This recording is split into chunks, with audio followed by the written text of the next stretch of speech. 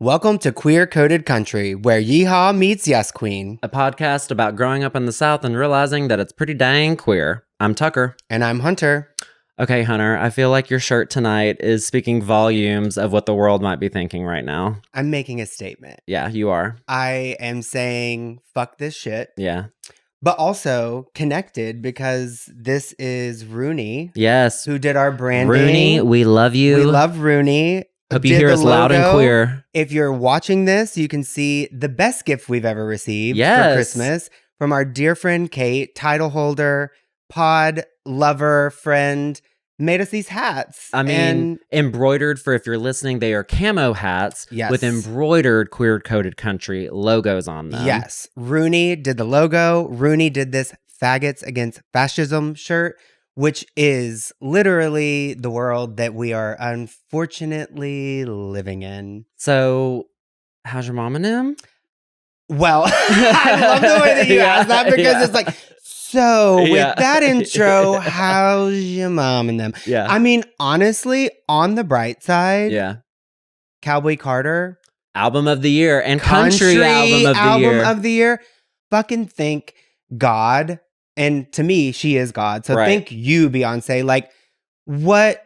I mean, just a moment. And a tour, honey. I'm locked in, subscribed, buckling my belt, honey, the whole thing. Yeah. So, we're seeking joy. Yes. In the pits of despair. In the bright spots. But, definitely making a statement tonight. I think it's related to a topic that I am very passionate about.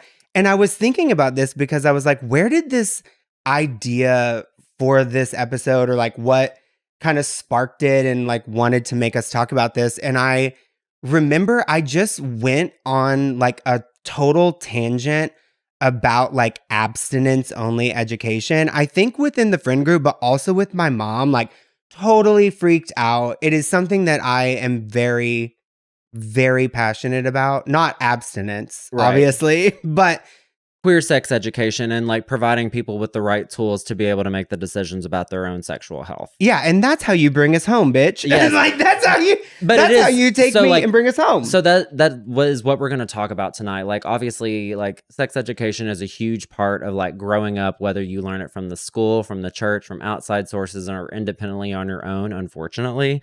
Tonight, we're going to be talking about sex education and what it was like growing up in Arkansas, specifically with abstinence-only sex education and our experiences going through the process of learning our sexual selves and how to take care of ourselves a little bit. And wishing that more people that were growing up when we did, and hopefully now, have the tools to be able to do that. So, yeah, well, also, too, to call it back to like recently when we were talking about like love and sex, I didn't even know how to douche. Like that's also part of this whole trajectory that got us here. And like, wow, what an important fucking topic. So before we like really get into it, I think the best way to exemplify abstinence-only education and what it was like growing up in Arkansas is reading a few excerpts from a very important piece of work. And that is Hunter's 4th period Houghton Eggers English class argumentative research paper from the 10th grade. And the topic is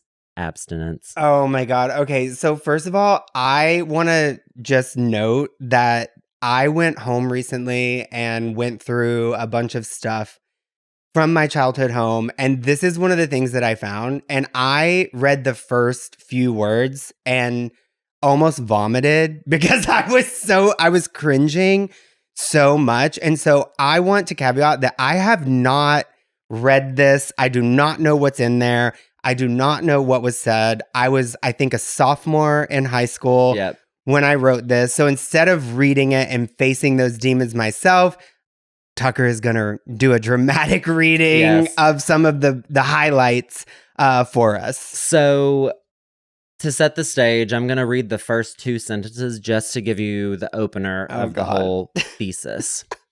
Love, what is it? To some, it's that can't sleep at night, butterflies in the stomach feeling.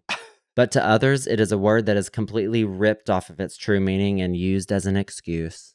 Okay. Oh, so my God. We need to get ripped off of its true meaning. And so we could honestly spend a whole episode dissecting this entire thing. But so I think let's go through quickly. Okay. Of the important ones, let's stop and stare. But oh, God. The second paragraph of this says, sex somehow manages to take control of your life. Whether it makes you the big man on campus or the town slut, it can overtake your mind and the structure of the person that you are. The rush, the feeling that arouses deep, and all the emotions are waiting to explode. It's all that is on the mind. Instead, the mind should be thinking of the morals. No, not the mind should be thinking of the morals. I'm gonna need a paramedic. The fact that I said it takes over your mind, well, duh, still is. Period. Also, I feel compelled. You were getting impaled. I was, oh my God, I'm sweating from this. I literally had already had sex when this was written. Right.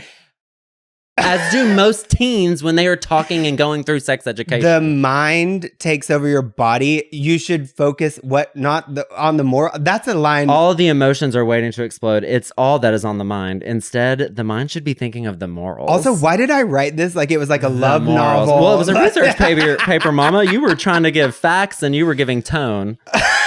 And the tone was authoritative. Okay. Sex potentially holds enormous responsibility. Potentially. I want to note potentially. And I would vouch to say that most teens aren't ready to take it on. Okay. How does this sound? Vaginal discharge, constant burning sensations, irritable skin rashes, genital pus excretion, and constant fatigue. And then I can't breathe. And then you kind of go into this is where the research really starts. That was just the opening arguments. There are many sexually transmitted diseases out there, and some of them are incurable and could be fatal. Which, to be fair, true if they're not taken care of. Yes. So I just wanted to give some. When I transition from the opening arguments. Yes, we're now getting into the facts. I was really feeling myself writing those. Their emotion came through in the beginning, and now we're getting into facts, but I skipped through all of them, and I just want to get back to the emotion we don't need the fucking facts. This is dark-sided. Yeah, teen pregnancy comes with a lot of baggage, and more than just the main parties involved are affected. The nice old man passed on the street each morning, the lady that serves coffee at the local Starbucks, and all the other hardworking people encountered in everyday life are also suffering. It may seem hard to grasp, but their suffering stems from the fact that their tax dollars contributing to a lovely thing known as welfare. Oh my God! Wait, yeah, let's pause. How are you feeling? Well, first of all, this is fucked up, and it does feel like a lot to hear that. But it also is the fucking point. Yep. Because I was literally 15 years old. I was having sex already. Like, all of this stuff was so fake and just indoctrinated into my brain. You want to talk about indoctrinating children? Yeah. That I'm regurgitating this, and this is what I'm basing an entire fucking paper on. Why did I choose abstinence? Yeah. What was I projecting there? What was I trying to protect and cover there? And also it makes me sick. One of the things that I say a lot on the pod in my life is like really not being able to express how insular communities are. Yeah. I was a product of what was happening around me. It is, and that is what this is. 100%. Deeply unsettling. And what I'm also getting from this too is like, it's not even just like what they were teaching you. It's everything outside of that too. And it's just like the narratives that you're hearing in a small town. Obviously, this was written from your perspective at that time. And again, I'm really glad you said indoctrinated, because it's the first word that I also like came up with when I was thinking about this. And it's just very clear that it is a product of that. Like, obviously, no, like teen pregnancy is very like a tough situation, 100%. We villainized teen pregnancy. We villainized, we slut shamed, we It was the absolute worst thing. And mind you, also, I'm clickety-clacking on what you called a typewriter because of my line spacing. Yeah, you chose a font that was giving typewriter. But it's, like there were probably 10 girls in my high school that were pregnant. Yeah. And it's like, we were absolutely doing everything we could to villainize 100% instead of educate and provide resources. Because of that is what the narrative is when that does happen and you are faced with the people that are going through it. Because you're indoctrinated of this is very negative, you are projecting that onto them and thinking like, oh, they must not be like a moral person. Yes. And which is so untrue and unfucking fair. And here I was, having already taken a dick up the ass, writing about this with conviction and tone and whatever. Like I wasn't. Yeah, I apologize to my younger self, and I apologize. Forgive your younger self. No, that's actually the right thing. Like fuck, and it is. And I promise the whole episode won't be this heavy, but now you know why I'm passionate about it, because this is the fucking mindfuck trap that I was stuck in writing about this in 10th grade. Well, no, Hunter, I easily could have written this. And like, this is, when I was reading this, I was laughing because I was also like, oh my God, this could have come from me. And these were the exact same messages that I was being fed. Yes. And some good messages, some also like very false and very unequivocally just like wrong and blanket statement messages. I am not constantly fatigued from sex and from work. Exactly. They should have been telling me that I was going to be constantly fatigued from work, not from getting dicked down. That gives me all kinds of joy. Period. Okay, so moving on. Oh God, sorry. That really this one cracked me up. Oh God, there's more? Yeah, this one cracked me up. Living a life in and out of doctor's offices, dealing with some of the most repulsive diseases is no way to live.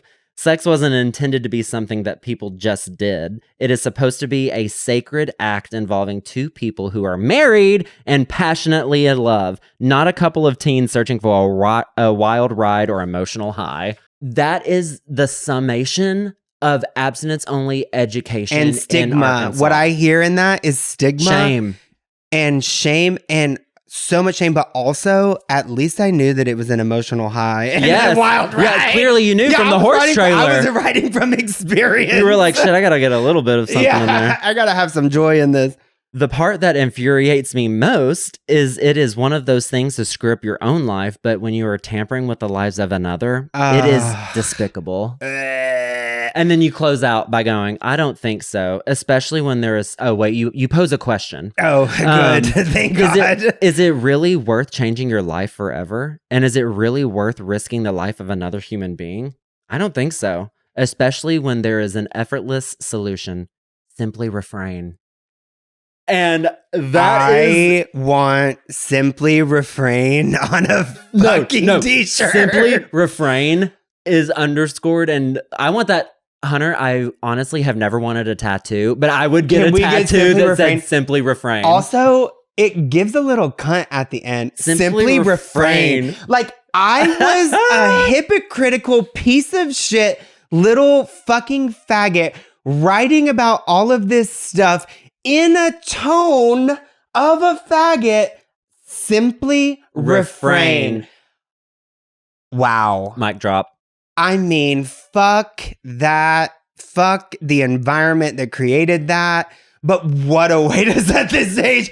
My heart is racing. My head is reeling. What is this feeling? What is this feeling? This feeling is passionate about the topic for tonight, which is growing up with abstinence-only sex education and going through the motions as a queer person to unlearn the things and learn the actual rules of the road, or like the rules that you want to flirt with of sex education as a queer person. And that's the whole thing, is that everyone was so focused on keeping us abstinent to be safe that they sent us into the dark world of things that weren't safe. 100%. So why is this topic important to you? I think we've already kind of talked about that a little bit, but why is it important to you? I mean, I really, truly cannot. when I look back on what that experience was when I was in high school, and I also asked the audience, phoned a friend, asked around for other people's experiences, it feels like reading an Onion article. Yeah. It feels so absolutely wild and false, and it's so upsetting because it is so misleading and so misguided and so toxic. And what makes me the most angry about it is the amount of shame that these practices cause you to harbor and how long it takes you to get over that. What takes 20 fucking years from being age 13 to 33 is it takes 20 years to be able to like truly learn about your sexual health. And I think that there are, what I have seen too is like there's still so much like repression in sexuality and in exploring and like living that life. And it started here. Yeah. It started so young, and it's like, to be fully realized adults who are still grappling with this shit is like so fucked up. And that's why I'm passionate about it, because I love sex. And if I'm going to be fatigued, I hope it's from sex. Absolutely. I think it's important because I do think that everybody should be able to control their own health and have all of the information to be able to make the decisions about their fucking health. And what a better time to learn about it when your brain is evolving and you are learning to think for yourself. If we can prepare people to be able to make decisions earlier in life rather than 20 years later, that is why this is important. And the stigma, remove the shame. Right. Make it about safety for real, not perceived safety. 100%. Which is what all of these people were fucking promoting. But it was like, no, that was not it. That was not the moment. So sex education for me growing up in my small town was very like in the health classes, like just teaching about the body. And they never actually told us, like, I think in a scientific way they did, but told us what sex is between a man and a woman only. Right. Of course. Of course. But it was only abstinence forward. It was like, that is the tactic in order to talk about how to protect yourself from having a teen pregnancy or getting an STD or anything like that. Right. And it was abstinence only. And to me, abstinence only sex education is a fear tactic to scare people into not having sex and to giving them complexes for years for life, like we're talking about. Yes. And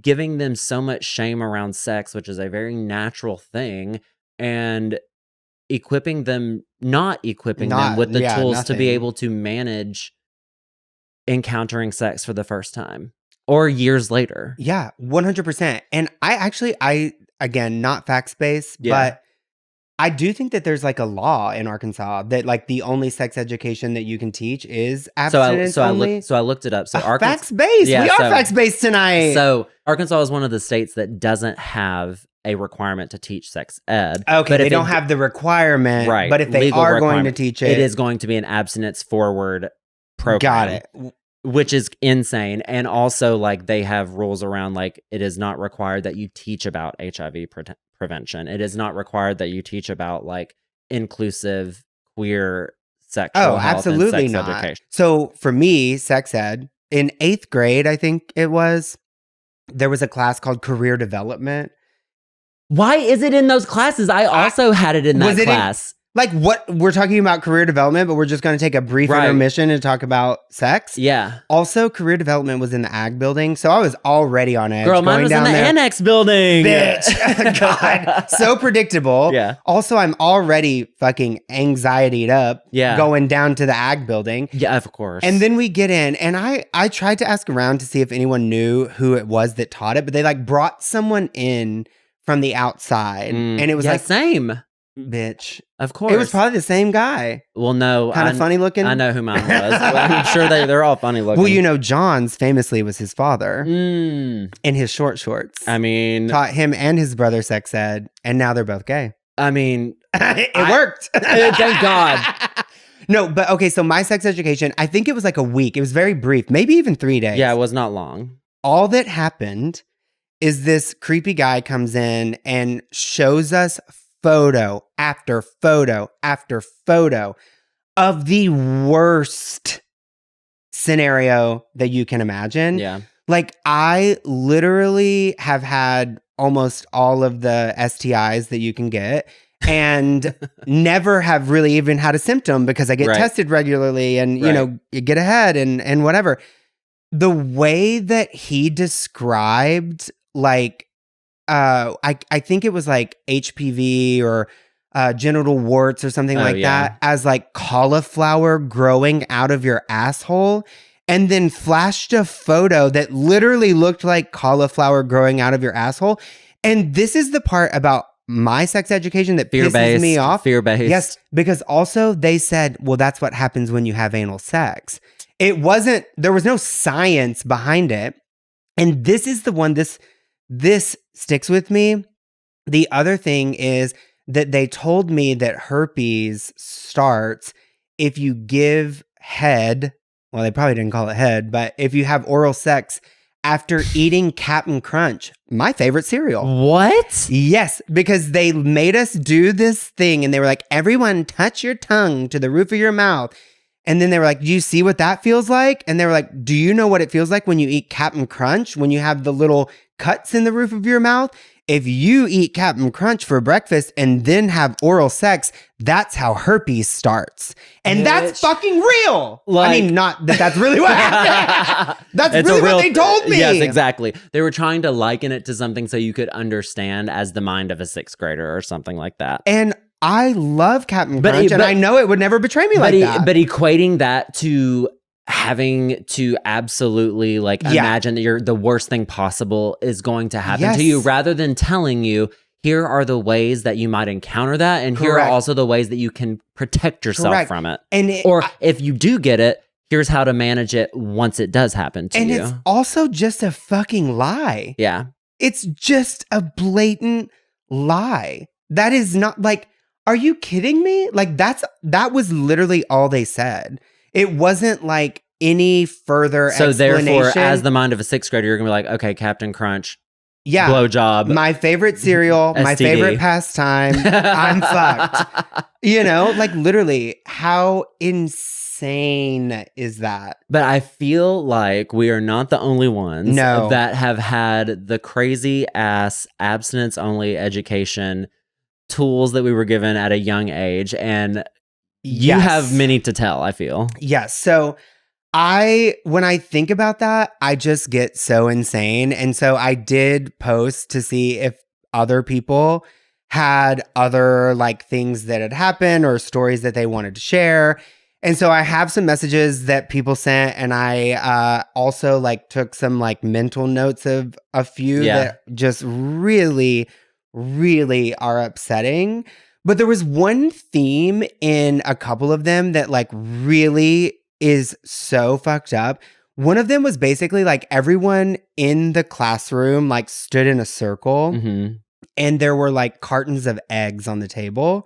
So you would have to grab an egg. So everyone grabs an egg in the room. And let's say, I mean, I don't do math, so I'm not going to try to do percentages, but it's like 1 in 4 people, you know, contract HPV or whatever it may be. It was for syphilis, this one specifically. Yeah. And so everyone grabbed an egg, and you would have to crack it on your head. And if your egg was raw and yolk got all over your face, then it was like, well, you would have gotten syphilis. What? And then there was another one that was shared that was like a Cheeto method where there were like glass cups of water. Everyone goes up and chews Cheetos, but doesn't swallow them, which... This is already fucked up, I feel. And then spits it into the cup. Ew, this is disgusting. And then the teacher like mixes them all together, sloshes them all around, blah, blah, blah. And then asks them if they want to take a drink, because that's what it's like to like lose your virginity and like have sex with all of these people. It's like drinking the Cheeto backwash. That is fucking disgusting. And also so absolutely fucked up, because I am already just like so overwhelmed with all the things that I want to say about that, but I can't even put anything to that because it's just fucked up. No, it's so fucked up. Also, another one that was pretty common was the ATM cards. I actually called someone about this and we did this too. Abstinence till marriage, ATM. Yep. Are you kidding me? And you like carried it around and it was like, well, first of all, capitalism, honey. Yes. Like, okay, the ATM card, but like also just like carrying the shame. Like the other ones, so there was another one, a lot of Catholic stories that were shared about these crazy stories where they would either have like women stand up and share, or they would make up these stories about like all of these bad things that happened to women when they lost their virginity. Another big theme that just makes me want to scream is really just like demoralizing women if they participate. There was one person that shared a story like you picked a rose off every time, and it was like, I know about this. If you like, you know, at the end you're just like left with a weed, or like if you give everyone sips of your Dr. Pepper, then all that your husband gets is backwash. Like, how gross. And this is the whole point of like, this is fucked up. And the next one that I just remembered that I have to share is that one friend, and this is on the education side, and like what a disservice we're doing to people. Yeah. But she shared, she was like, I took Plan B the first time I saw a penis because she didn't actually know what would happen. And another person was like, I didn't know that when you had an orgasm, like things came out. Yeah. Like, what are we doing? No, and how did we get to this place where we create such shame and guilt around it? Because we're not giving the facts. Well, and like that is a symptom of all of us fucking having abstinence pledges. And oh my God, someone shared that there was a girl in their class that was pregnant and they still forced her to sign the like abstinence and like purity pledge. I'm like, I wish I would have, as a 7th grader or like whenever that happened, 9th, 10th grade, I wish I would have known the word fucking tone deaf. Yeah. Like, and not even tone deaf, because it's not even like they were unintentionally doing it, is like they were trying to prove a fucking point. Yes. And that's disgusting. This is someone that is younger than you and more vulnerable than you. What the fuck? Yes. And it's also just so infuriating because it's like this whole thing that was preached, the abstinence of it all, is like not the fucking answer. Yeah. Because we're all horny. We're all gonna have sex. I'm telling anyway. you, the point about you saying you wrote this essay after having had sex. Yeah. The kids are fucking. And honey, it's too late. It's too late. Yes, it is. And like literally that is what is natural to do. I mean, the sex drive of, you know, us back then, all like that's the whole thing. It's like you literally are setting everyone up for failure. And not only was that happening in the education system too, but it was also like all of the outside messages that I was getting to outside of just school, because I grew up in the church and a lot of the education I was getting through the school was through church leaders, but coming in as like education leaders for this. Right. But also like outside of that, reinforcing all these things. So like obviously I've talked about A team before, abstinence team. Right. And how that was a thing in high school, like once a month, and they would get pizza, and so everybody would come, and every month it was a different lesson about like not only just not have sex, but like don't look at porn. Anytime you look at an advertisement and you see a woman in a bikini, like that is like all of these like very deep like sexual topics about sexual purity. Yeah. And about how any of that is immoral, to your point that you've made in your research paper. Yeah, well, also to add to that, one of the stories that someone shared also was like in these like A-team, religious, whatever. Let's call back to the fact that in these moments we're also struggling with our sexuality in general. 100%. So then to have this layered on like is a total whirlwind. But then also to your point that you made about like don't get people aroused, or like don't wear bikinis, whatever. Someone shared also that like these men would come up to them and be like, oh, well, like your shorts are too short and like that's unfair to us. Ew, like, what? Ew. Are you kidding me? Oh, I remember at one of the A-team meetings, and it was talking about like sex and advertising, and it was like they showed pictures on the screen, and they were like, okay, now how many of you looked at this? How many of you looked at this? And it was like, okay, guys, how many of you looked at her outfit? And how They many were of you, like asking and this then to they the were and they were class? like, how many of you looked at her chest? And No. all of the guys like raised their hands, and then I was like, oh, Oh. yeah, me too, totally, me too. You were I was like, oh my God, honestly, that outfit is so I was like, that cute." DVF wrap dress. But so, Not the wrap dress. of course, the most iconic dress. Anyway, other outside forces that I was also consuming. I love this story. So in the church, we had a Bible study one year called True Love Waits. And it was like a several week program that was about sexual purity and you learning and building up to being able to make a pledge in front of the church with a purity ring on your hand to promise in front of God and to promise God that you would never have sex before marriage. Okay, Jonas Brothers. Yeah, right? And so I did all the Bible study through it because it was like what I was doing. It was what the youth group was doing. And like our youth minister It was like, the culture like, of where we're going from. to do this. Like everybody, we're going to do this. Like this is our church. We're going to stand up and make a stand against it or like about this subject.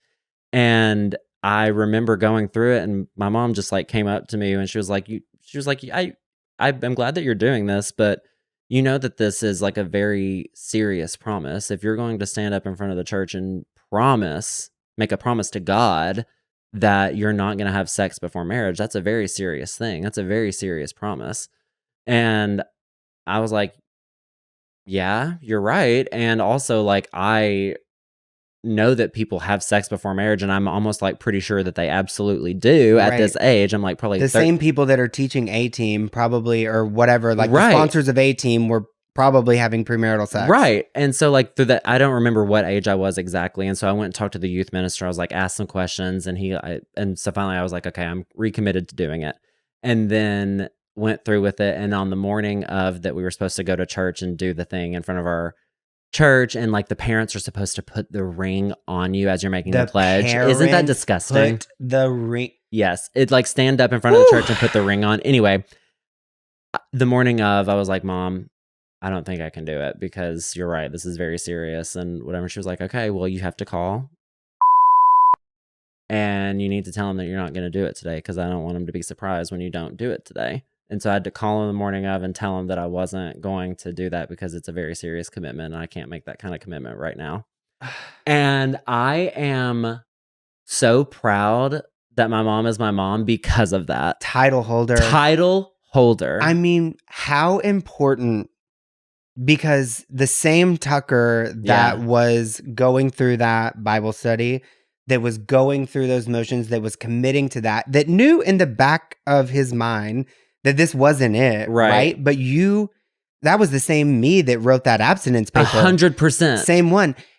But you were given the space and the permission to say, actually, it's okay if I don't choose this, right? It's okay. This is actually bigger than just fitting in or doing what's expected or, falling in line. That, especially for a Southern mom in a small town, is, I cannot stress enough, life-changing. Oh, life-changing, and totally made me feel comfortable to be able to like come to her in moments, even though there were some things that I like ultimately like was like did feel uncomfortable about, but still like it did set the tone for things. And I do remember when everybody stood up to do it that morning in church, I was like felt a little uncomfortable, a little embarrassed, but also I was like more proud than anything because I was like, I'm not doing this. Like, this is not how I feel. It was probably like one of the first times that I ever took a stand. Oh my God. That's a really beautiful story. Yeah, no, it means a lot to me because it does set the tone for like the relationship between me and my parents. Yeah, because then too, right? Like all of this is rooted in fear. It's rooted in shame, in guilt, in slut shaming, all of these things, right? So people that went through with that had to live with the trauma of going through it and then live with the trauma of breaking it. Yeah. Like, let's talk about that. Like, you had to wear this thing, Yeah. this, marking yourself as pure or whatever. Know that that's not real. Know that that's not feasible. Know that that's not what you want. Right. And then you have to go through it all again when you're like, oh, I have to take this ring off, or I'm wearing this ring as a lie. Then you're like walking around, because that's how they keep you in the cycle of shame. And I think that probably one of the reasons I'm so passionate about this is because I felt the same level of like sexual shame. Not same, but like it felt similar to the shame I felt about being gay. Right. Like it is like you live in this fear, you live in this absolute mental fuck of not being able to be yourself or feel certain things or whatever. And then you add in this layer of sexual shame and sexual health and like not knowing and feeling confused. And also I just think back, and again, like we mentioned this earlier, but there were so many girls that were pregnant at my high school. Yeah. And it's just a shame that we failed them in a way that is unforgivable. To think that we can just beat people over the head with abstinence-only education and really false narratives and wild claims and expect that. And then also when it happens, treat those people like shit when you're the one that failed everyone. Right. Whew, and also like to what you're talking about is like what we are learning is not based in reality. It is not based in what is actually going on. And my mom was like, I know what actually is happening out there. I know the pressures that teens face. Like I've been through this myself. Like, I want you to understand like the realities of what you might encounter at some point, not just do this because everyone else is doing it. Yeah. And so speaking of that, right, we both clearly had this abstinence, no education, no access, no nothing. No one did. But then again, as little gays, small town, trying to discover not just the heteronormative sexuality, world, but our own personal.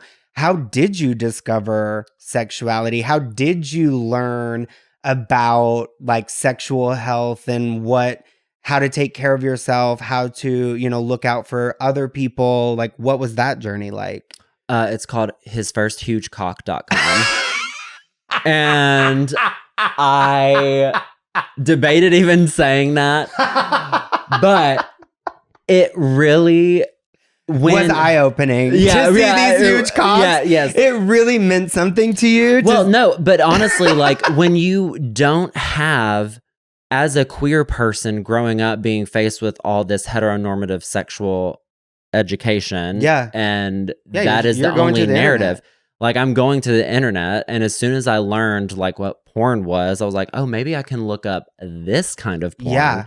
Oh, and and like that in itself is at the most minimal level educational, only for the mechanics of everything. Right. You literally physically can see what the anatomy of where you're supposed to put it. But they didn't teach us that on the bait bus though, because there was I was a bait bus girly. I was a bait bus girly, so there was no penetration, so I had to like go a little further in my exploration. I love the bait bus, honey. So like you only see the like action of it all, but you don't know what's happened. You don't get educated on what's happened before that person's mindset, what someone's going through afterwards, which are like all of the things that you wish you had known. Yeah. I mean, I remember my bestie, one of them growing up, like came to me and like was having sex, of course,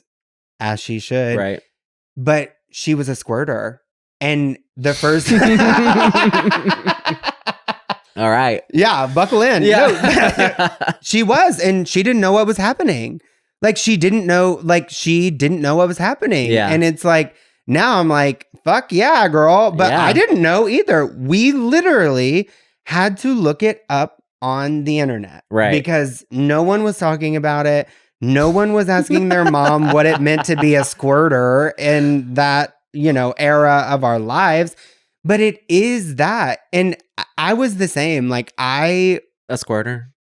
Well, which hole? Yeah. No, but I remember, we have, in those days, it was like the family computer. And I was running that thing into the ground. It was in my grandmother's room. Yeah. So I'm like literally on bait bus in my grandmother's room. Like, oh my God. Beating off. But I didn't know, I didn't know what an orgasm was. I learned from my friends that taught me, which was a treat as a gay man to be like, oh, this is what it's 100%. Like. But yeah, no one's telling you those things. And even I would consider my family like pretty open, liberal, whatever. I didn't get the talk. I never had a talk. There was never any of that. I mean, I had an older sister, so I feel like there was conversations around sexual health with her. Like I know that they were very on it with her, but probably because I, couldn't get pregnant, it wasn't a part of the conversation. Yep. I did get the talk. And what did they say? And I remember it was awkward, but I do remember I was young and like my mom sat me down on the bed and she told me what it was, of course, between a man and a woman. And it was awkward, but also remember like stumbling upon books that my mom had, or she maybe gave me at some point about like understanding your body in a way. You like called back to them of like, oh, we were planting these seeds. And I'm like trying to even think now, like, did I stumble upon them because I was a little snoop, or did I think I stumbled upon something when they were really planted for me? Or did they give... Okay, this is the gay investigative journalism. Yeah, honey, I'm Diane Sawyer, and this is gay investigative journalism. Yeah, about whether or not these stories were planted for me to find, or if they were truly there. Even if they were planted... So, Aaron, I've got questions if you're listening. If it was planted, smart, because I found it and I read it. Just like the Playboy. Right, exactly. And so, like, I remember it saying, like, if you jerk off, like, you will go blind, or some people say that you like grow hair on your hands. You will like go that. blind. Yeah. That was a whole jerk rumor. Off? Yeah, that was a whole fear tactic around masturbation. Okay, I have to confess. Your eyesight's going.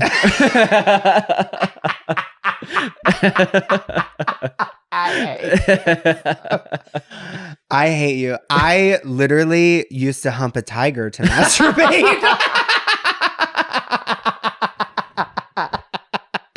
I can't believe I just said that out loud. It was like one of those. No. It was like one of those like big ass tigers with like the neck. And I would hump it. And then eventually I had came so many times. It was like crusty. So I burned it in the fire pit. Hunter said, I'm releasing this into the next year. I'm letting the abstinence in me was humping a tiger, bitch. And just know that. And say that's on healing. For me to go from writing an essay in 10th grade, a slut-shaming awful piece, to humping tigers to You were humping tigers after 10th grade? Well, no. I'd been humping the tigers leading up to the essay. Yes. I knew what did I call it? An emotional high was because of the tiger. How did we get here? And how do we get back? I think we get back by saying about how we discovered our sexual selves. Oh, because the tiger. Right. Oh, and so yes. Okay, great. I also remember like hearing, and my mom will love this and hate this at the same time, but title holder, we love you. Degrassi was a show that I was completely obsessed with, and it was on the N, and I loved it because it was about real problems, and it was a little soap opera, and I was a dramatic gay. And one of the first episodes I ever saw, these like Toby and JT, they were watching porn on the computer, and I didn't know what porn was. And so I was like, oh, what is this? But I knew it was something they shouldn't be doing. And then they kind of classified it a little bit. Anyway, so I literally just like on the family computer, to your point, looked up porn. Well, I had just searched porn. Do you remember what came up? Well, absolutely not. But I remembered soon enough how I could look at two men porn. Two men porn. Tucker porn. just on the family computer. Two men porn. Meanwhile, I'm humping a tiger. Right. 2 hours over.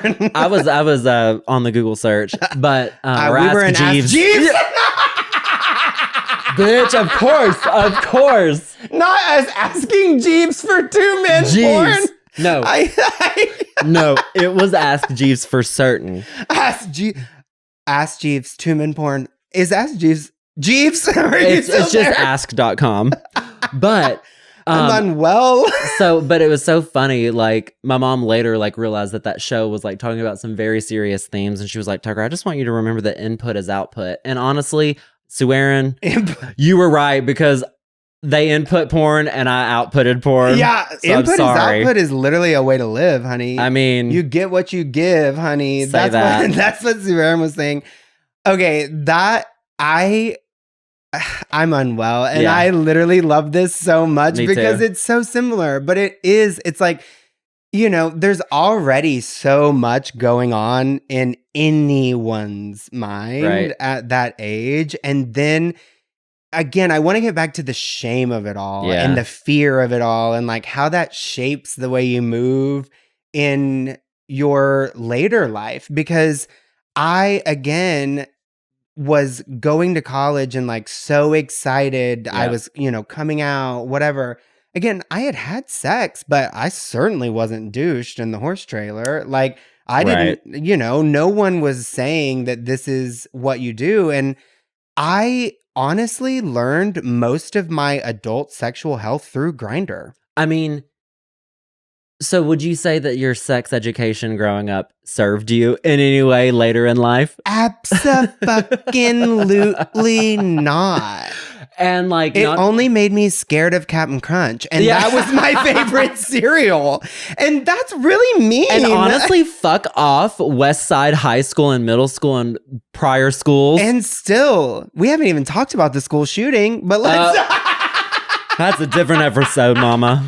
Oh, I am on one tonight. First things first, let's buckle those belts. But really, fuck them. So obviously you're coming out, and not even in college, you're obviously having some, not necessarily obviously, but you're starting to have some sexual experiences. Yes. You're becoming more of your sexual self.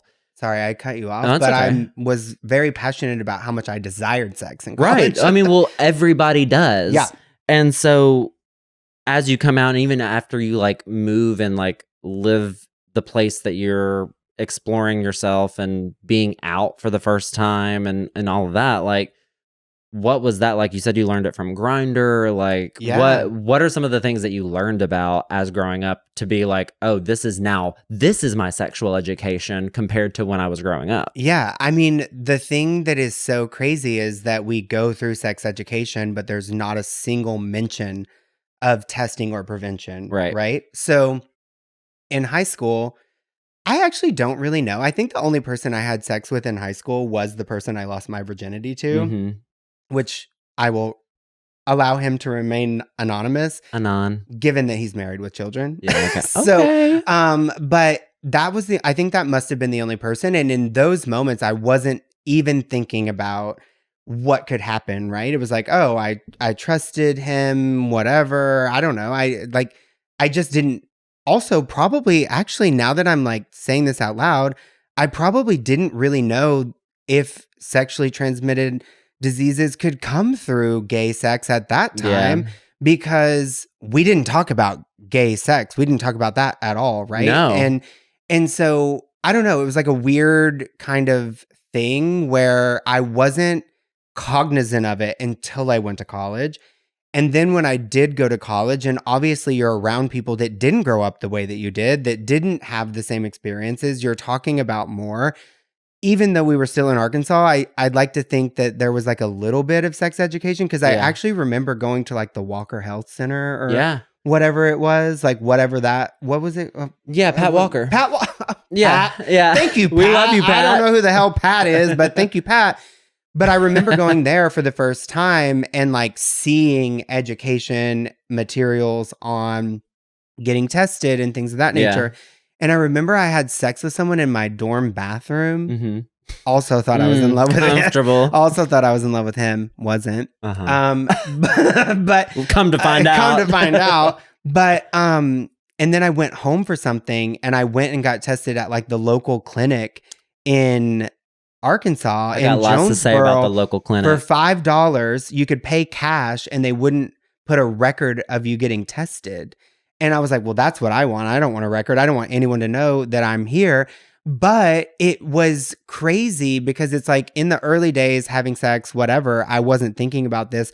But then as soon as there was any level of education about sexual health, I like spiraled back to abstinence-only sex education. And every time I had sex or every time I hooked up or did anything, I thought I was going to have cauliflower anus, or I was going to have Captain Crunch mouth. Like that's in my mind what they called it, and I went back to that place. So there was never it took me into this weird thing where it was like almost like fear of sex. Like, well, it worked but didn't work because always the urge is going to overcome the fear, but it was like always there before and after. Yeah. And like left you feeling so gross.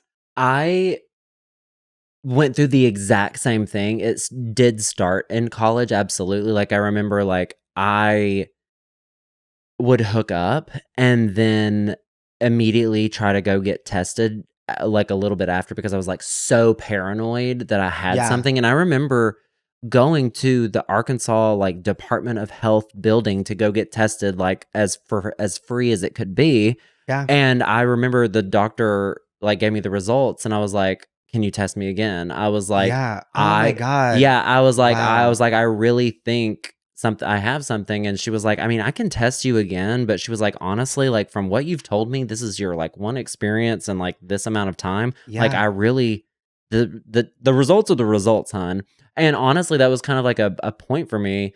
It wasn't the last time that I like continued to get tested, but like in terms of like after every hookup, but it hit me with the fact that I've got a medical professional telling me the actual facts. And you don't believe them. 100%. And it was like a specific sexual health like wing of the department. So they were giving me the facts. And I'm like, damn, why can't we have this earlier on? Because it would have saved me years of spiraling the fuck out. And to bring in the very dark and sad like lack of education on the queer side of things is that it wasn't just that you learned, like as I mentioned, we didn't talk about gay sex, queer sex, whatever.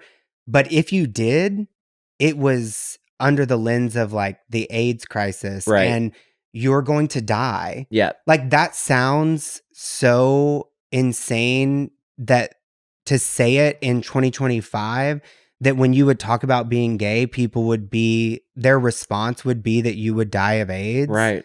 And that is what was ingrained in me from the moment I started talking about it, with an absolute lack of disrespect and not acknowledging the actual AIDS crisis and what happened. And I can almost not even talk about it because we were told not to talk about it. And we were growing up in this world where this part of our community and identity was so real, but it was, again, back to the teen pregnancy, villainized and weaponized against people. And I remember feeling when I would go get tested in the early years at Pat Walker, or even when I moved to Chicago, and always there was this weird part of me that was like, well, I kind of wish I would just have something so that I can just get it over with. Yeah. Like living with that deep rooted like fear of being, shamed or slut shamed or feeling that guilt was almost not even worth it. Yeah. And it's so incredibly disheartening that has to be in the back of anyone's mind when it's not rooted in science and it's not true and it's not real. And there are ways to protect yourself, and it doesn't say anything about who you are. It's just, God. When I moved to Dallas after college, like that's when I really started to explore sex. And I still had not shed the like, I need to get tested every time I hook Have up. sex, yeah. It became a little more infrequent, but because I was so afraid of asking my primary care physician about it, which I had at the time, about like getting tested because I'm gay and I'm having sex and hookups with dudes, that I decided to go, that I was like, I need to find a free resource and like a somewhat anonymous resource to go and do. So I would go to the free clinic in Dallas. It was called the Resource Center. And I was there all the fucking time. Like I remember going all the time just because I was like hooking up. And I, through that and meeting with queer people as health practitioners or queer supporting health practitioners, learned how to speak my language of sexual health. Like I knew how to put words to what was I feeling or what I did or how to take care of myself. They gave me that language, and that is so fucking important. And thank God for the Resource Center. Yeah. They saw me clocking in, clocking out. I was in the waiting room waiting for my name to be called, fearful every time that I was going to come back with something. Yes. And also now to think about it in terms of where we are today and the education and the resources and the knowledge we have, it's like, okay, well, if I do, okay, great, we'll take care of it. It's like, it's just so like, again, I just can't stop thinking about the shame that I felt and how that dictated so many things and like tainted the experience in general. And really just the lack of like care. Yeah. Like people, like that's where I keep going back and forth, is like people think that they're caring for people by teaching them or not teaching them abstinence or not teaching them about sexual health. But really it's like the greatest disrespect that we can do to people. And it ends in, you know, all of this turmoil that we live with. Still, we're here today talking about this. We're literally making this a podcast topic because we're still so fucked up about it. You were talking about the shame of it all. And even through the Resource Center that I was continuing to go to, like even like later when I would go, they would offer me PrEP and like, would you like to learn more about PrEP? Or like, would you ever consider like going on PrEP? And at that time, I was like, oh, I have such a shame-based narrative in my head about sex that if I get on PrEP, that means I'm a promiscuous person. And that abstinence and fear-based narrative that I've been given means that I'm now a slut. And I rejected it for so long and for so many years didn't protect myself from something that is absolutely working just because of a fear-based narrative that I'd been fed since the age of 10. Yeah. Well, and that's the thing too. We were talking about this with our friends of like, I mean, I discovered PrEP on Grindr. Yeah. Like that is where I learned about PrEP. And for those of you listening that maybe don't know what PrEP is, it's pre-exposure treatment for HIV/AIDS. You take it daily. And you know, I learned about it on Grindr because I kept seeing people like post PrEP on PrEP in their bio. We were talking to our friends about like, when was the first time you got tested? When did you start doing that? And one of our friends said like, I saw a commercial on RuPaul's Drag Race. Yeah. And it's like, that's the thing, is like, thank God for RuPaul's Drag Race. Thank God for these places that talk about it and take the stigma out of it and take the shame out of it and allow people to just know that this is part of, you know, the world that we live in, and we have resources and means to protect ourselves, although trying to be stripped away right now, which more on that in a minute. But, you know, it's like that stuff is so crucial to anyone's experience, but especially the queer experience, when you already have so much fear and then all of this layered in, you finally get to a place where you're trying to discover yourself and you feel comfortable discovering who you are. And then you add in the sexual shame and the sexual trauma. Yeah. Like,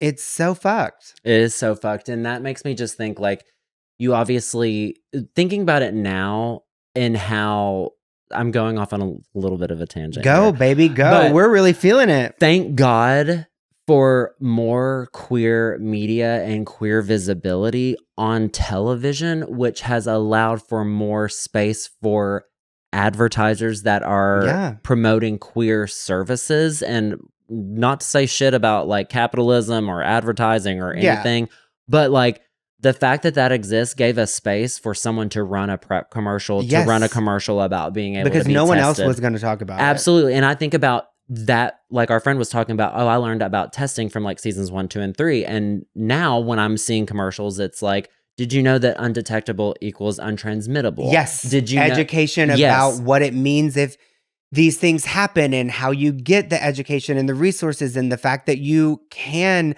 have all of this, like treatment and resources and things that make it the total opposite of what was burned into our brain. Exactly. And my second point to that is,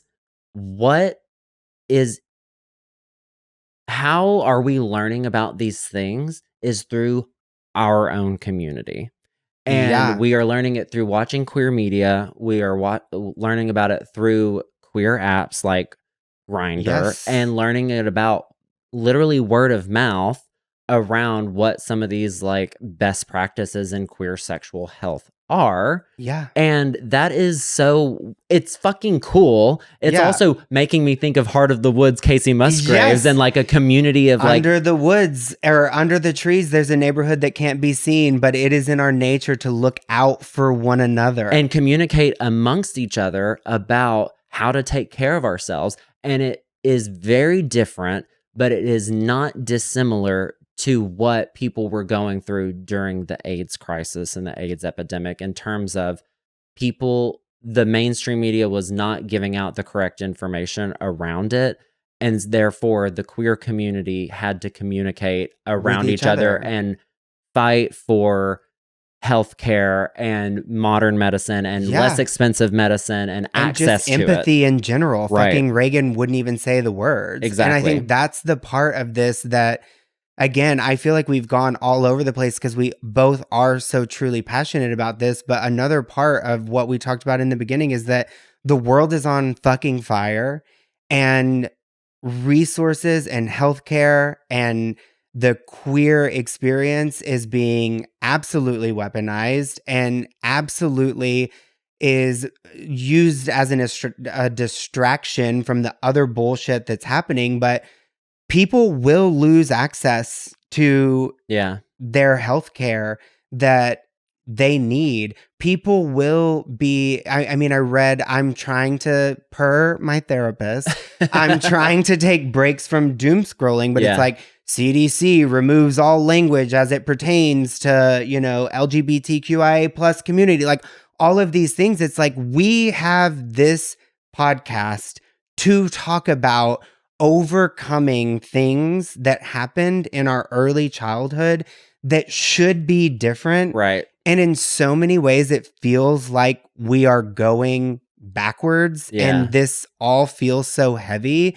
But to your point, it is community and chosen family and conversations that we can have with each other, safe spaces that we can create for each other. And this is happening. This is real. And it makes me think, I feel so lucky to have you, because I honestly feel like I did learn about PrEP through you, and like having like a close network of queer people in your life is very important to be able to learn about those things. And especially during the 80s, during that AIDS epidemic time when no one was really talking about it, it was very hush hush. Like, it reminds me of a story about the Cemetery Angel, which is an Arkansas story about the AIDS crisis. And the Cemetery Angel was a woman named Ruth Coker Burks, and she happened upon a HIV AIDS patient in the early 80s when it was still referred to as gay-related immune deficiency virus. Gay cancer. GRID. Yeah. And she happened upon someone who was really going through it, and she saw that the nurses were leaving the food at the entryway of the room to not be able to like contract whatever it was. And he was crying out for his mother. And so she stepped into the room and held his hand and tried to talk to him. and eventually succumbed and said, "Yes, I am your mom. I'm here for you," and just comforted him for 20 minutes until he passed away. And she then was telling the nurses at the nurses station, and they had no sympathy, no empathy for him. And they're like, "All right, well, call the funeral home, call this," and just not giving it any time or day and making it so, matter of fact, now we've got another dead grid HIV/AIDS patient. And she took it upon herself, because the funeral home, the crematory, they were all denying this person's body because it was unknown what would happen at that time, and so under researched, that she called in a favor to a friend she knew, had this person's body cremated, and then buried it in her own family's cemetery that she had a plot of land on, which was one of the only things that her family had left in her name. And she not only did that, but for years to come, became known as a resource in the community for people to go to understand what was happening to them and to get more information. She was making house calls and taking people food on Thanksgiving Day. She was telling people about what AZT is. Yeah. She was learning and back channeling through friends of friends to be able to get medication to the right people. And she was a lot of people's first call. And this is a woman from Hot Springs, Arkansas. This is happening in Arkansas. And that when I learned about this originally, and then when we talked about it more recently, like, that was happening right in Arkansas. And here is this hero of the queer community, and no one was teaching us about that. No one was talking about all of these different elements of it. And one of the things about one of the stories in that book is that one of the men that she cared for was someone that moved home from New York City because their other friends had passed. Yeah. And they thought if they went home to their family that they would have support, and they didn't. Right.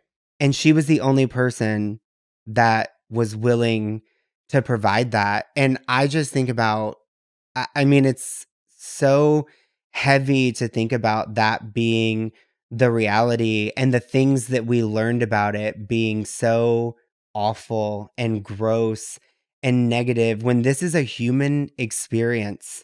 Yeah. And this is something that people were ignoring. And this is something that people were absolutely vicious about.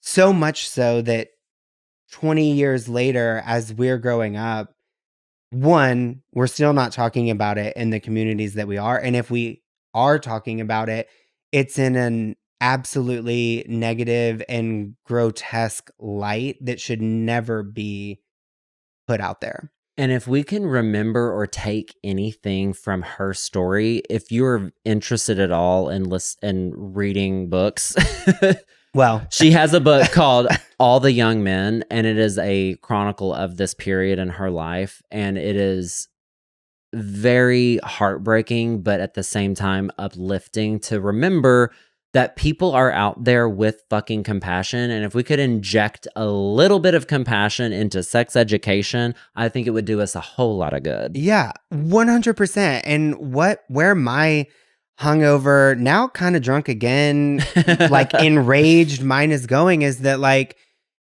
you know, there are people that I know follow me on social media. There are people in my family that have said, like, well, why do we need a gay pride? Why do we need a month? There are people in this precise moment that we're sitting here, probably online somewhere, saying with their whole ass chest that they don't think that diversity, equity, and inclusion is necessary right now. Yeah. In this moment. And that is what I think has made me so... It's no compassion. And it's Christians that are the ones saying it. And it's like, we put these people... Alleged. Yeah, alleged. Diet Christians is what I call them. But, you know, we put these people in boxes, and I think about us, like, to tie it back to the queer code experience and, like, being these young kids, like, we put all of this pressure, then this shame, then this inability to talk about it. And not because we didn't want to talk about it, because they didn't want to talk about it, in a fucking pressure cooker, expect us to go figure it all out, then tell us that we're awful, that we're sluts, that we're going to die, that we're abominations, all of these things. And then all of a sudden, one day, they're like, well, I got a gay friend. Like, it is... You can't have it both ways, mama. You can't. And it's so real. And it's like, this conversation even has been so healing. Yeah. Because I've never talked about this out loud other than on these rants that are to each other that we've had over the years. And it's just like how detrimental all of this is. And then also the erasure of the queer history that we deserved to learn and know and respect and care for. And not obviously it was traumatic, but there's so much heart and actual human stories behind it. And that is what is truly the most impactful to me as a queer person. Yes. Is remembering and learning about the people that were there through that time, who survived, who didn't survive. Yes. And every day that I hear a story like that, it reminds me to be fucking thankful. Yeah. And to think for modern medicine. Yeah. And to think that we could be going back to a place where that's the mentality. I mean, when we took the podcast live, and Blake, title holder of my life, big title holder, you know, he had posted about the podcast, Queer Coded Country, whatever, and we don't really know exactly, or maybe they know now, but I don't know, but like the origin of how this person found Blake's profile and saw that they had posted about Queer Coded Country or whatever. But someone that followed the podcast also saw that Blake was following the podcast and reached out and said, "Are you Mike Mart's nephew?" And of course, Blake said yes. And they got to talking, and it was his uncle Mike, who had died of AIDS in the 80s. It was his best friend. And he had found Blake and reached out and just said, you know, I was your uncle's best friend. Started sharing all of these beautiful stories, talking about how he was there with him to say goodbye before he passed. And, you know, they were able to reconnect, and he started sharing photos and albums, and just looking at this and seeing this beauty in this chosen family. Yeah. That now we experience the benefits of chosen family because they laid the groundwork of what that meant, and they lived that. And they fought for each other, and they stood by each other, and they loved each other, and they celebrated each other. And to be able to, you know, for Blake to share these stories and the photos, and him to get to connect with his uncle's best friend, because... And learn more about him in a way that he didn't know before. Because you know what? They didn't talk about it. Yeah. Because he was never able to come out to his family. Yeah. They were 2 hours away or a few hours away, and they didn't talk about it. And to know that his Uncle Mike, one, went through this without his family, but then on the same, you know, side of the coin, to know that he had his chosen family. And when I looked at the pictures, I was like, that's us in Fire Island. Yeah. That's us at Mardi Gras. That's us in all of these places, and that has been here forever.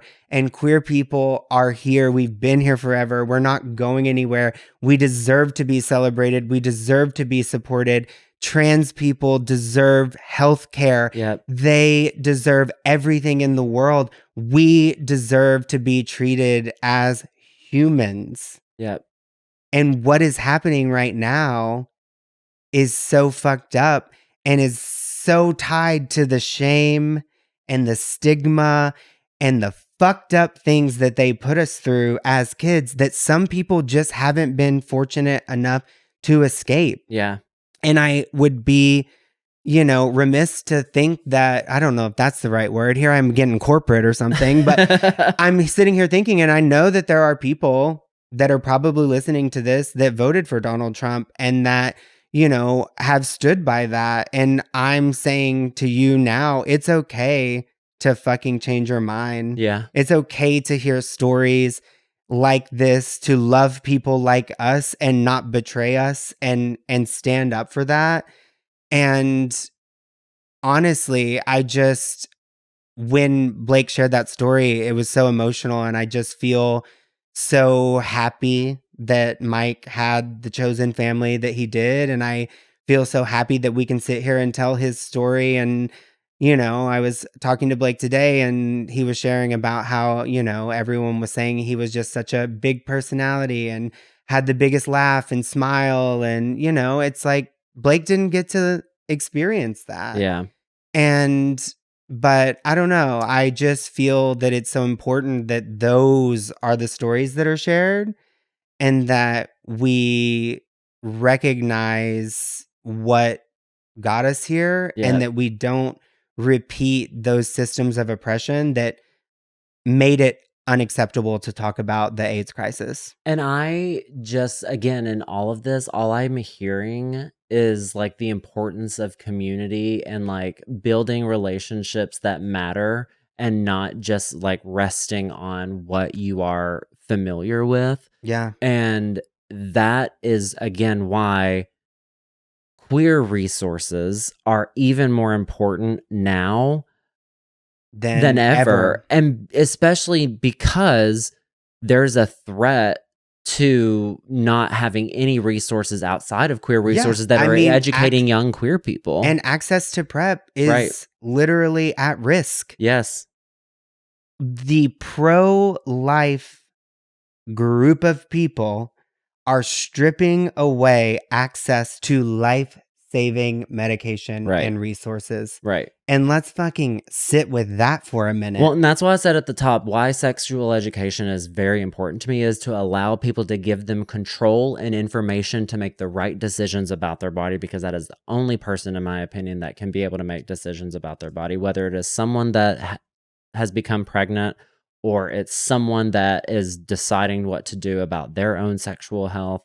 And it is places like the resource center that I went to that educated me on like what it is to mean, what it truly is to be sexually active and healthy. Yes. And take control of my own health and give me the tools to be able to say like, okay, now I feel comfortable enough to talk to my primary care physician about my sexual health without feeling shame around this. And on that point, if you're listening to this and you've ever felt shame or guilt or fear around sexual experiences or sexual desires or anything, my parting shot right now is like, fuck that. Be a slut. Yeah. Live your life. Find the power in that. Own your identity. Own your ability to express yourself.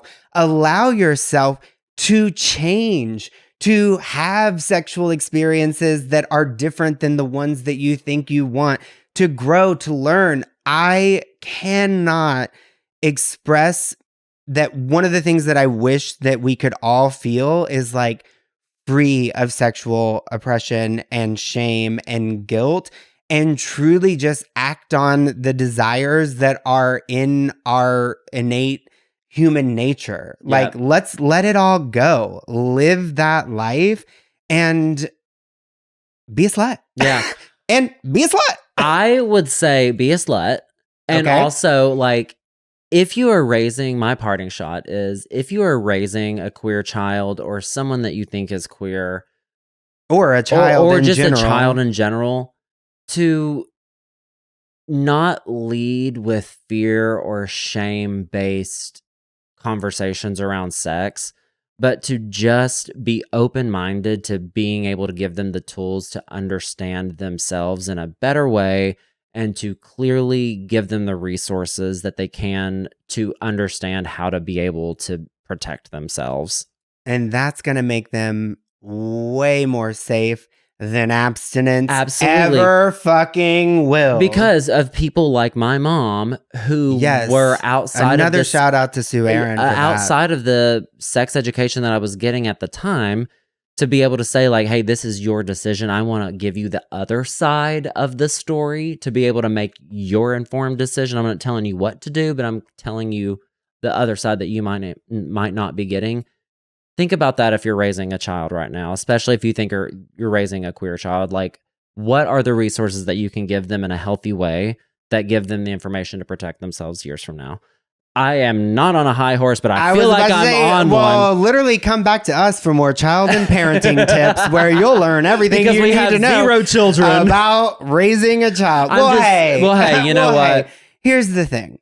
This was a touch on the heavier side. It sure was. But god damn, but did it feel right. good. I know. I've been wanting to get that on my chest. Speak on it. Say it. Let's talk about these things, because talking about things removes the shame and guilt. It lightens the load. It lightens the load that I feel like I'm listening to a Broadway tune. It lightens the load. It lightens the load that I can now take later and carry for days. Okay, I think it's time from yeehaw to yes, queen. Bitch, we gotta yee our haw to our yes and to our queen. That's right. Because it's that time. Well, hey, okay. The morals. They're yeehaw. The nastiness. The morals. We don't talk about the morals letters.